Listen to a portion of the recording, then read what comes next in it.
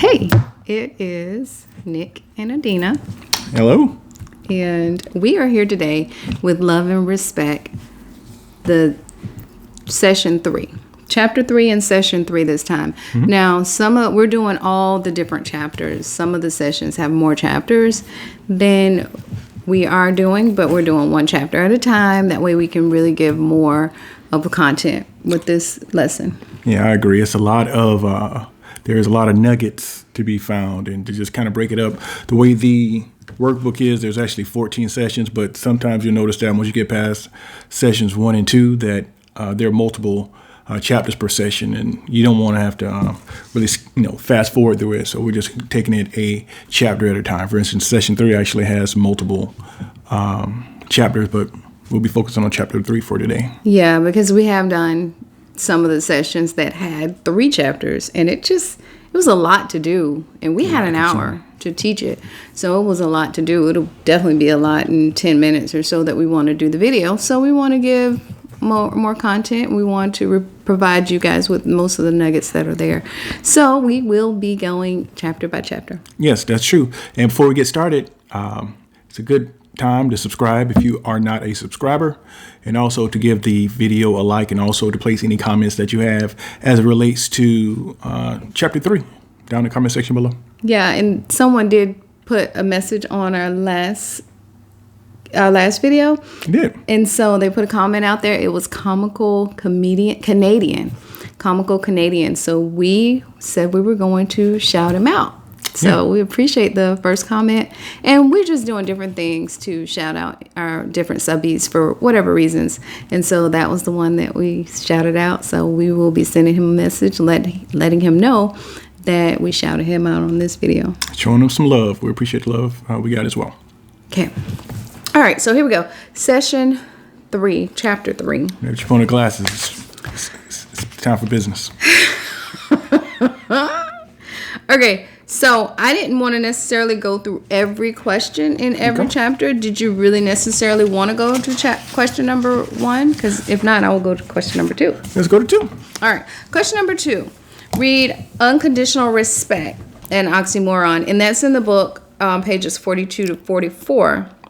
And so I know a lot of times individuals think unconditional. We hear a lot of times unconditional love, but when we're talking about love and respect, we got to look at unconditional respect as well. And I know a lot of a lot of individuals feel like they're a doormat if they give that unconditional respect. But just like the crazy cycle, when we do things that will be disrespectful and unloving, we get into the cycle.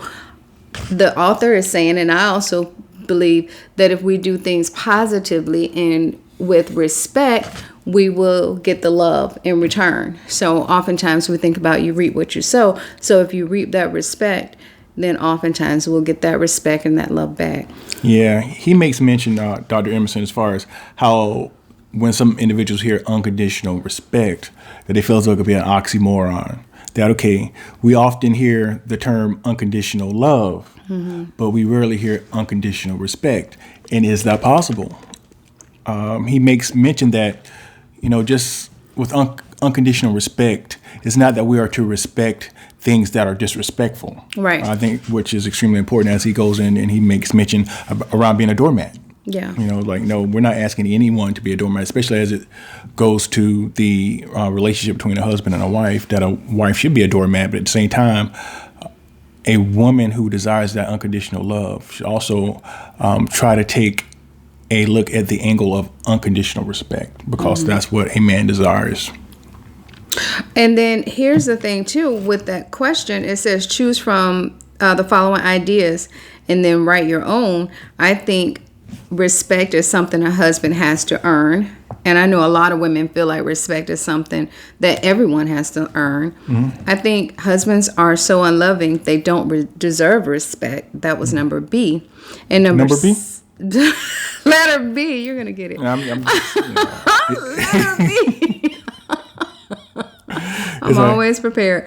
Letter B. 1B3. Yeah. And then number C. Letter C. You're going to get it. Love and respect. They're going to see you get beat up. Don't do it. Yeah. Okay. They think that giving a husband unconditional respect is giving him a license to do anything he wants. And I think that's the concern that a lot of individuals have. Yeah. That if they give them unconditional respect, it means that they're saying that whatever behavior that they deem to not be appropriate, Yeah. that they're co-signing it, saying, you know what, whatever you do, continue to do okay. it. Yeah, but it's not really the case. And then the next part of this question, number 2, is what is the difference between showing respect and feeling respect? So as a guy, I want you, and let me just say one other thing. What do facial expressions and tone of voice have to do with how wives show their husband's unconditional respect? Because I could say what I'm doing is respectful, but then I could give all the facial expressions and the yeah, whatever, and the tone, and that's very disrespectful. Yeah, the facial expressions are extremely important. I think this is more of, I think we're all guilty of facial expressions. I know Not all. Not all. Are you? Apparently I am, because I get reminded quite often that I make certain faces sometimes. But I think even in that, I think what's interesting is that I don't, even when I make those faces that, since I don't do it in the mirror, I can't really see them. Yeah. I don't think that there's a case where you feel unloved when I do something. Like, say, for instance, you might say to me, I don't think if I make a particular facial expression, you may not feel unloved, but I think if you turn it around and a man may feel disrespected through those things. Do you feel unloved when I do those things? I don't, but I do feel like sometimes it's a bit intense, because I'll say, I'm going to give an example. This is not going to be cute, y'all. So get ready. Shoot from the hip. I get an example. I'll go, honey, huh?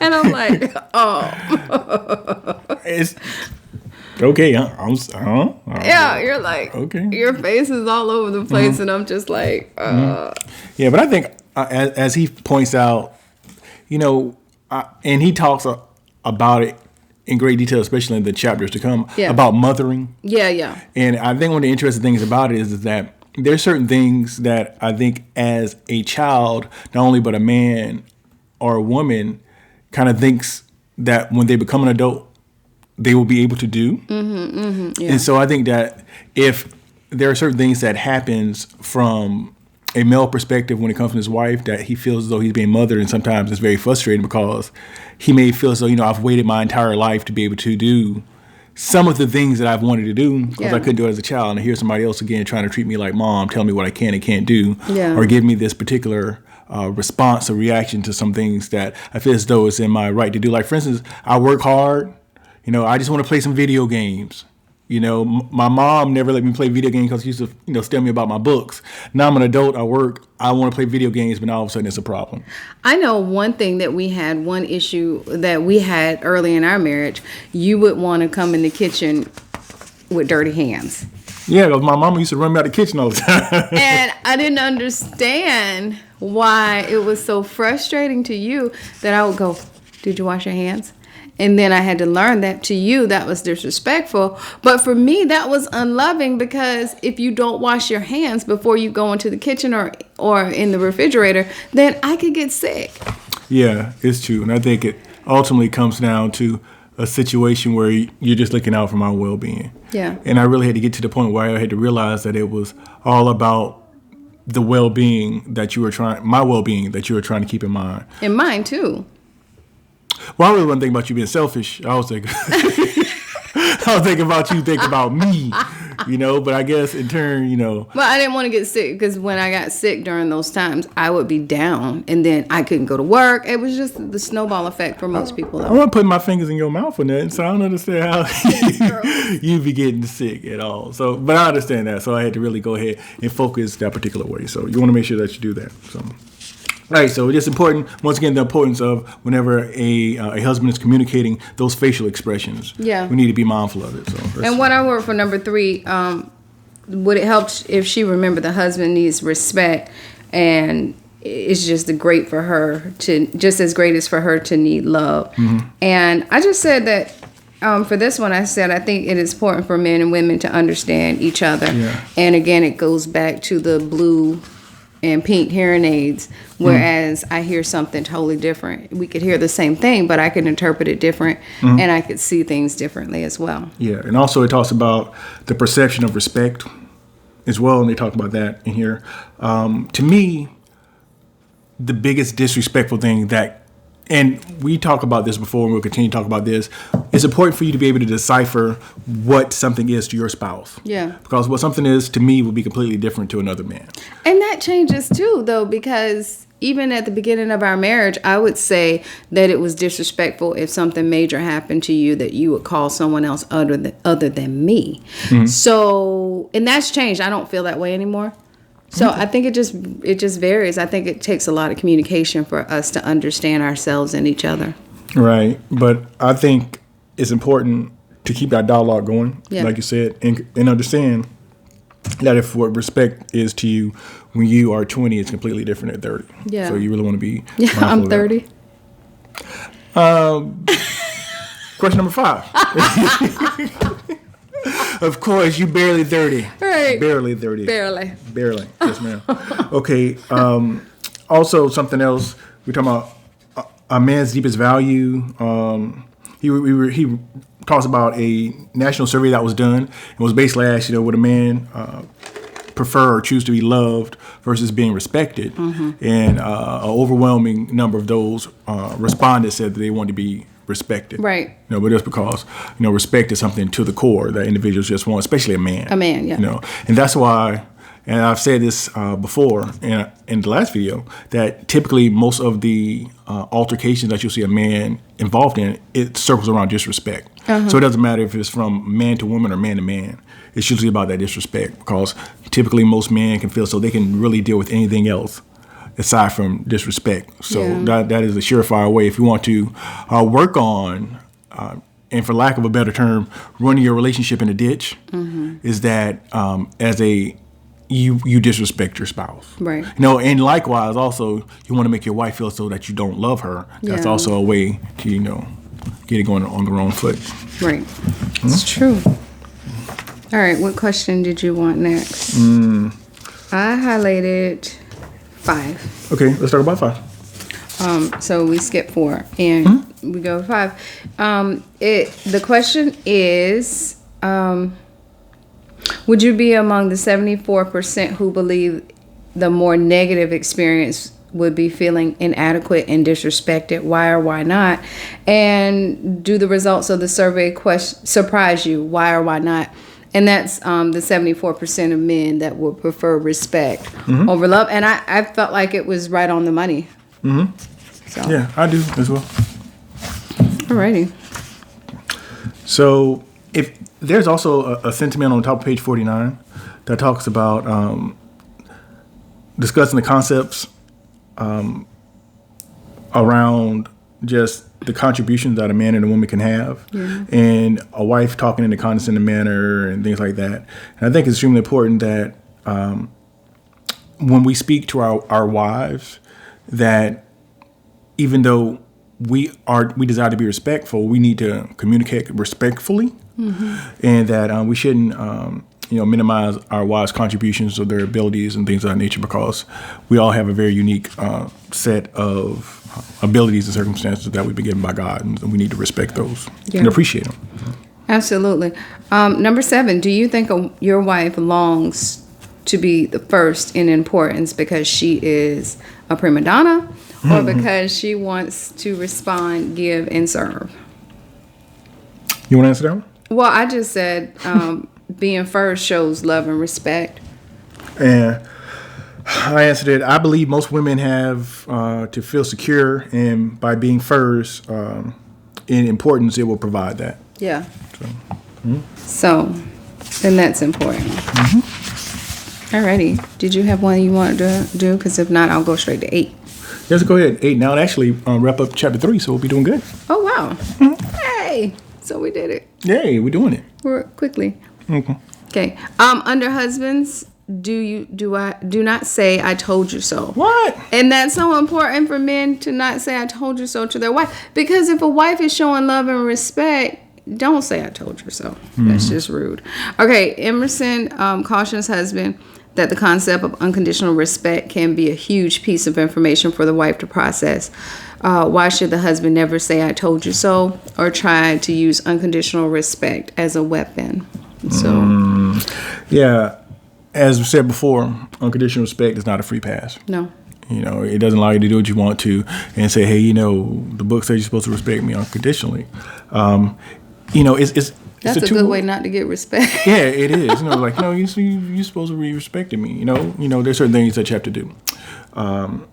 And it's important, even though this book really focuses this particular chapter on the importance of respect. And also they definitely speak more to the importance of love for women. But right now they're just talking about how oftentimes women don't understand the importance of being able to get off that crazy cycle just by utilizing respect unconditionally.